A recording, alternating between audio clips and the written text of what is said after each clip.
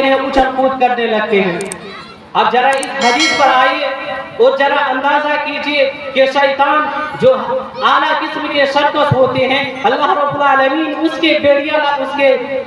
اس کو جگڑ دیتے ہیں. جب وہ 1 مہینہ کے بعد جب وہ کھلتا ہے تو کس قدر اس کے اندر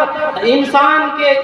کے لیے دشمنی ہوگی, اور وہ کس قدر انسان کو بہکانے کے لیے وہ ہم وقت انسان کے پیچھے لگا ہوا رہتا ہوگا. معزز سامعین,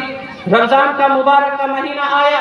ہم نے عبادتیں کی, ہم نے نماز پڑھی, ہم نے قیام اللیل کیا, ہم نے روزے رکھے, ہم نے صدقہ و خیرات کیے, ہم نے یعنی جتنی بھی عبادتیں ہیں اللہ رب العالمین کو خوش کرنے کے لیے, اللہ رب العالمین کی قربت حاصل کرنے کے لیے ہم نے وہ ساری عبادتیں کو انجام دیے. لیکن جیسے ہی رمضان المبارک کا مہینہ ختم ہوا, ہماری اندر سے وہ ساری جذباتیں نکل گئیں, مسجدیں خالی ہو گئی, مسجدوں میں جو قرآن کی صدائیں گونج رہی تھی آج وہ ویران پڑی ہے. آج مسجدوں سے آواز آ رہی ہے کہ حی علی الفلاح, آؤ کامیابی کی طرف, لیکن ہماری نوجوان, ہماری اولادیں کامیابی کو چھوڑ کر, کامیابی کو ترک کر کے ہماری اولادیں شیطان کے راستے پر جا رہا ہے, جہنم کی راستے کی طرف جا رہا ہے, بھلائی کو چھوڑ کر برائی کی طرف دوڑ رہا ہے. معزز سامعین, ایک بات ہمیشہ یاد رکھیے کہ جو عبادتیں آپ نے کی رمضان المبارک کے مہینہ میں, وہ یہ مت سمجھیے کہ وہ عبادتیں ہمارے لیے کافی ہے. کہ اگر کسی انسان کے دل میں یہ وسوسہ پیدا ہوتا ہے کہ جو ہم نے عبادتیں کی رمضان میں وہ ہمارے لیے کافی ہے,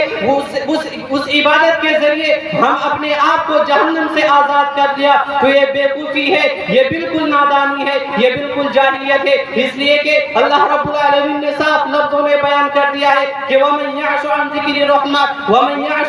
الرَّحْمَنِ نُقَيِّضْ لَهُ شَيْطَانًا فَهُوَ لَهُ قَرِينٌ, کہ جو شخص اللہ رب العالمین کے ذکر سے, رحمان کی ذکر سے منہ موڑ لیتا ہے, اپنے آنکھیں بند کر لیتا ہے, وہ دور ہٹنے لگتا ہے, تو اللہ رب العالمین ایسے انسان کے اوپر ایک شیطان کو مسلط کر دیتا ہے جو اس کا ساتھی ہو جاتا ہے. اور وہ شیطان وَإِنَّهُمْ لَيَصُدُّونَهُمْ عَنِ السَّبِيلِ وَيَحْسَبُونَ أَنَّهُمْ مُهْتَدُونَ, اور وہ شیطان اس انسان کو غلط راستے کی طرف لے جاتا ہے, برائی کی طرف لے جاتا ہے, نفس کو برائی کی طرف کھینچتا ہے, اور وہ انسان کے دل میں یہ وسوسہ ڈالتا ہے کہ وہ اچھا ہے, تو وہ گمان کرنے لگتا ہے کہ وہ عبادتیں میرے لیے کافی ہے اور میں سارے انسان سے اچھا ہوں اور برا ہوں. میرے بھائیوں, ذرا اندازہ کیجئے, آج ہم بھی وہی سوچ رہے, ہمارے اندر بھی وہی گمان ہے کہ ہم نے جو عبادتیں کی, ہم نے جو اللہ رب العالمین کی قربت حاصل کی, آج ہم نے اسی پر اکتفا کر دیا, آج ہم نے مسجدوں کو چھوڑ دیا,